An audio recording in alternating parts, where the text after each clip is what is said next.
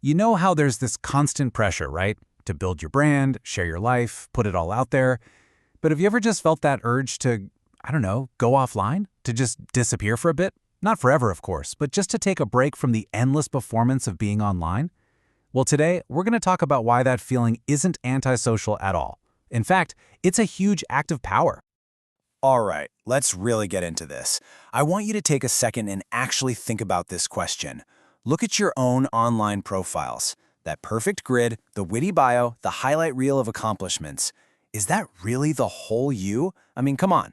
Or is it just one super specific, heavily edited chapter of your story? Because here's the thing, right? This is the fundamental conflict we're all dealing with. Over here, you've got your online life. It's just that one angle, isn't it? The highlight reel. But then on the other side, that's the real you. And the real you is messy, it's complex, it's private, it's always changing in ways that a quick status update could never, ever capture.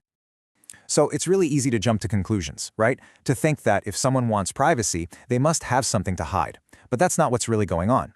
Psychologically, it's so much deeper than that. It's not about hiding, it's about controlling your own story.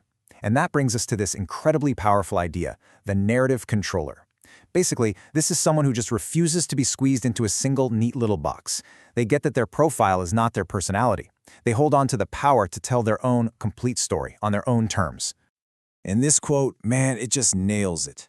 Privacy isn't about hiding. It's about refusing to give away the editor's pen to your own life story. I love that. It's all about self-authorship.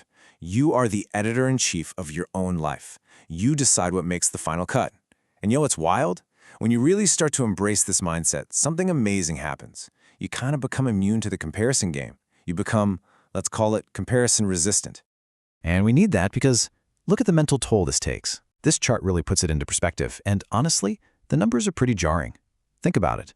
A whopping 90% of our mental energy on social media can get sucked into the black hole of comparison. That leaves what? 10% for actual mental peace? No wonder we're so drained.